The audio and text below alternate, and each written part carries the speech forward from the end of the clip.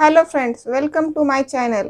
तो आज हम जो लोग ब्लाउज सिलाई सीखना चाहते हैं या फिर सीख रहे हैं उनके लिए कटोरी ब्लाउज पेपर कटिंग आसान तरीके से कैसे करना है यह इस वीडियो में सीखेंगे। चलो तो शुरू करते हैं।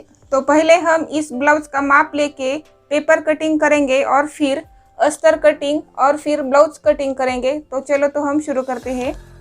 तो सबसे पहले हम पेपर फोल्ड करेंगे। तो हमने पेपर फोल्ड कर लिया है। इधर का जो है खुला भाग है और जो हम जिस साइड बैठते हैं वो जॉइंट भाग है। तो हमें जॉइंट भाग से माप लेने होते हैं। तो सबसे पहले हम ब्लाउज की लंबाई लेते हैं। ब्लाउज की लंबाई हमें शोल्डर से कमर के भाग तक लेनी रहती है। यहाँ से यहाँ तक थोड़ा ब्लाउज को खींचना पड़ता है हमें। तो इसकी लंबाई है 13 इंच। तो हम इसमें 1 इंच ऐड करेंगे तो 14 इंच। 14 इंच पे हम एक निशान लगाएंगे। तो हमने जो 1 इंच बड़ा कर लिया है वो हमें ऊपर की साइड से आधा इंच लगता है और नीचे की साइड से आधा इंच लगता है, इसलिए हमने 1 इंच बड़ा कर लिया है। तो अब हम इसकी चौड़ाई देखेंगे।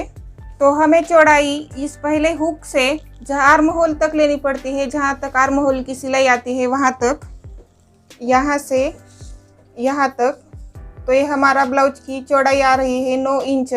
तो हमारा ये ब्लाउज 36 साइज का है, मतलब 36 का चौथा भाग 9 इंच आता है। तो हमें 9 इंच पर एक निशान लगाना है यहाँ, और सिलाई मार्जिन के लिए आगे से 2 इंच बढ़ाना पड़ता है यहाँ पे। तो अब हमें मार्किंग करेंगे।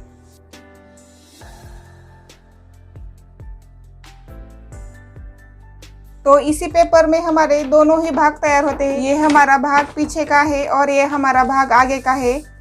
तो सबसे पहले हम आगे का भाग तैयार करेंगे। तो सबसे पहले हमें यहाँ पे शोल्डर लेना होता है। इसका शोल्डर है 5.5 इंच। तो हमें 36 साइज के लिए यहाँ पे 5.5 इंच शोल्डर लेना पड़ता है और हर एक साइज के लिए हमें अलग अलग शोल्डर लेना पड़ता है। यहाँ पे हमें गला लेना है। तो हमारा गला है 2.5 इंच। तो हमें 2.5 इंच पर एक निशान लगाना है।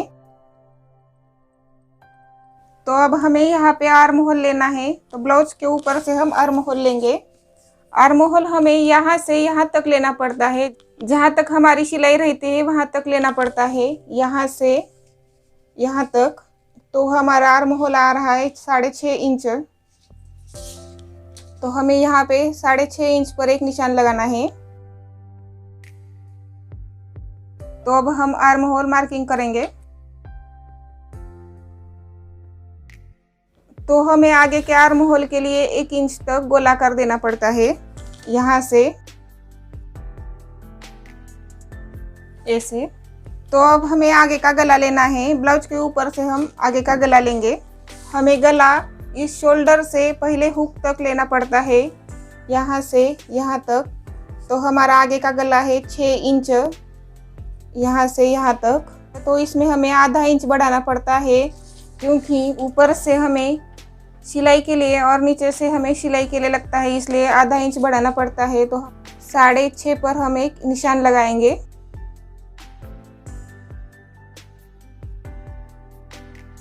तो अब हमें गले के लिए 1 इंच पर गोलाकार देना है।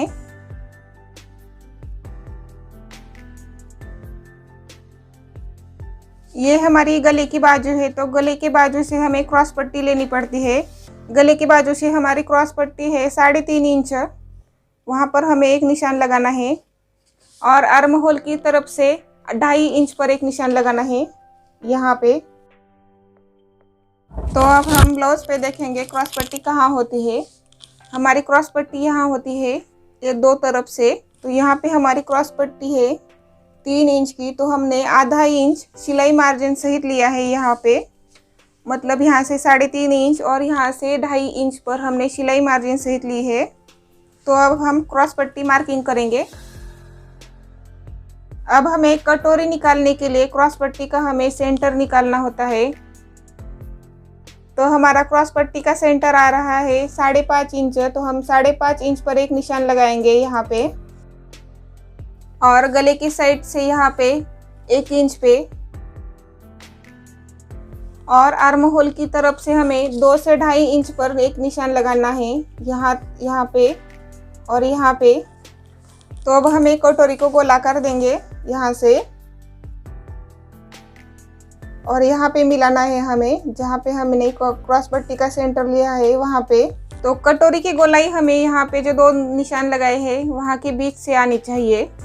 अब हमें यहाँ शोल्डर पे आर्म होल की साइड से आधा इंच तक एक निशान लगाना है यहाँ पे, और जो हमने निशान लगाया है वो गले की तरफ से क्रॉस में लेना पड़ता है हमें, ऐसे। जो हमने आधा इंच लिया है उससे हमारा शोल्डर नीचे नहीं गिरता, इसलिए हमें यहाँ पे आधा इंच कम करना पड़ता है। तो अब हमें कटिंग करेंगे।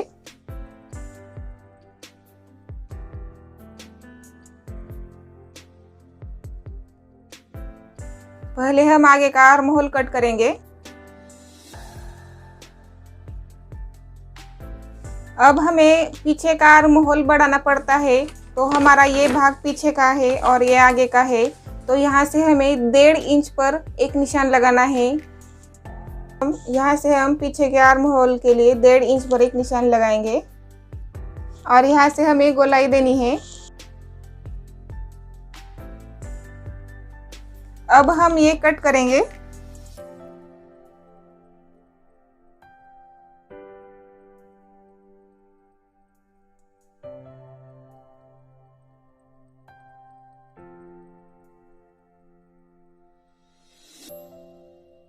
अब हम पीछे का गला कट करेंगे।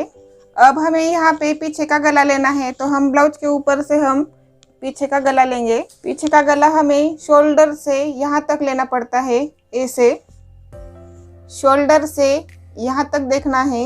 यहाँ से हमारा गला है 8.5 इंच, तो अब हमें इसमें आधा इंच बढ़ाना पड़ता है सिलाई मार्जिन के लिए। तो हम यहाँ पे 9 इंच पर एक निशान लगाएंगे। तो हम पीछे का गला मार्किंग करेंगे। तो हम पीछे का गला कट करेंगे। तो ये हमारा पीछे का भाग तैयार है। तो अब हमें कटोरी बढ़ानी है। तो अब हम इस पेपर पर कटोरी बढ़ाएंगे। पहले हम मार्किंग करेंगे, जैसे अपनी कटोरी है वैसे ही हमें मार्किंग करना है।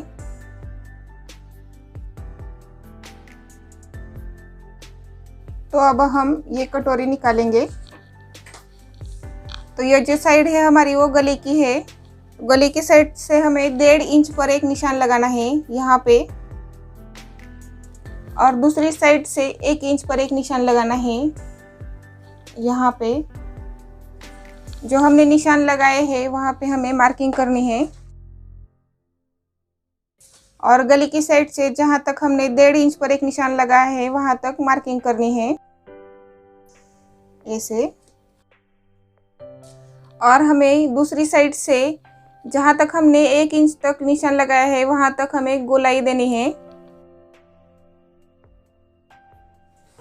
तो अब हमें कटोरी का सेंटर निकालना है, यहाँ से यहाँ तक। तो हमारी कटोरी की चौड़ाई आ रही है 8 इंच, तो हमारा सेंटर है 4 इंच। तो वहाँ पर हम एक निशान लगाएंगे। यहाँ पे हमने एक निशान लगाए हैं, वहाँ से हमें नीचे के साइड से 1.5 इंच तक एक निशान लगाना है, और अब हमें ये मार्किंग करना है। और हमें दोनों साइड से मिलाना है यहाँ तक।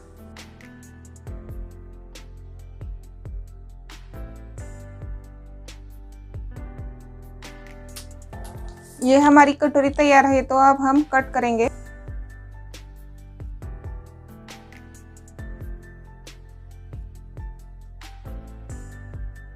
तो हमारी कटोरी तैयार है। तो अब हमें स्लीव्स की कटिंग करनी है। इस पेपर पर हम स्लीव्स कटिंग करेंगे। तो सबसे पहले हम पेपर फोल्ड करेंगे,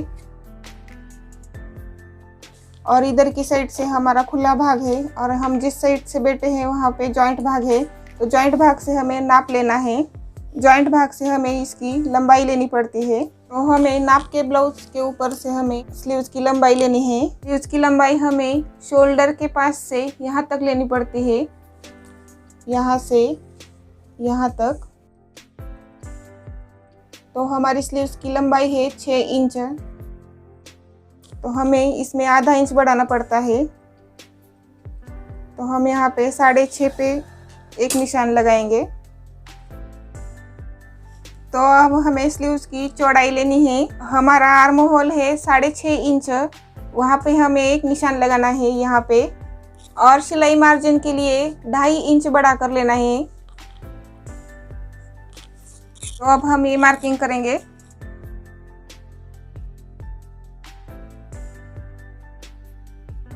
जहाँ पे हमने मार्किंग की है वहां से हमें कट करना है। ये हमारी खुली साइड है, खुली साइड से हमें एक निशान लगाना है। हम ये 2.5 इंच पर एक निशान लगाएंगे यहाँ पे। और यहाँ से हमने जहाँ पर 2.5 इंच पर एक निशान लगाया, यहाँ तक हमें गोलाई देनी है ऐसे। ये हमारा आगे का भाग है, तो आगे के भाग के लिए हमें यहाँ पे 1 इंच तक निशान लगाना पड़ता है। आगे के भाग के लिए हमें यहाँ से यहाँ तक गोलाई देनी है। हमने जो गोलाई दी है वो 1 इंच के अंदर होनी चाहिए। तो अब हम ये स्लीव्स कटिंग करेंगे।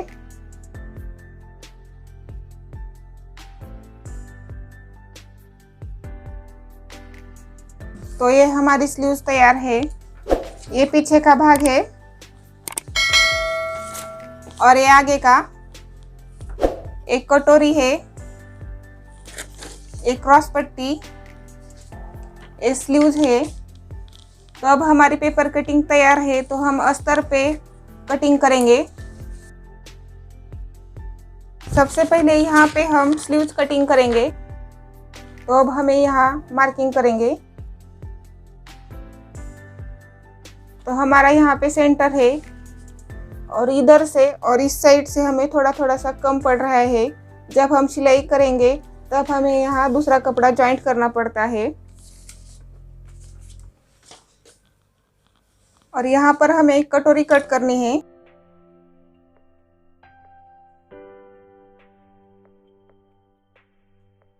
और यहाँ पे पीछे का भाग, इसे ही हम मार्किंग करेंगे।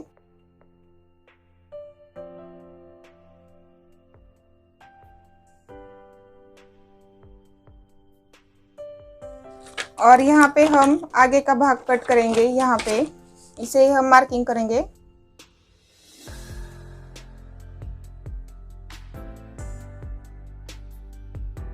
और यहाँ पे क्रॉस पट्टी। तो अब हम जो हमने मार्किंग किया है वो सब भाग हम कट करेंगे।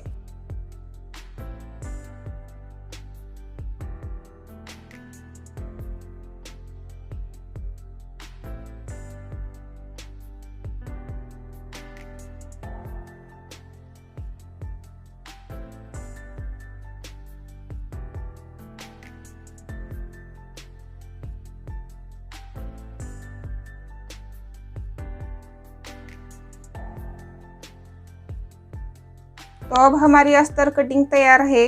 हमें अब ब्लाउज पीस पर कट करना है।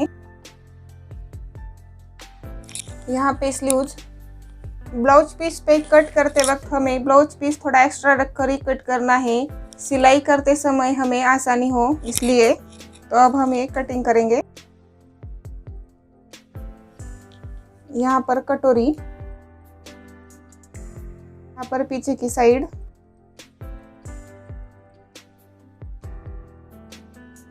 यहाँ पे आगे का भाग, यहाँ पे आगे की साइड, यहाँ पे क्रॉस पट्टी। क्रॉस पट्टी कट करते वक्त हमें जैसी है वैसे ही कट करनी पड़ती है।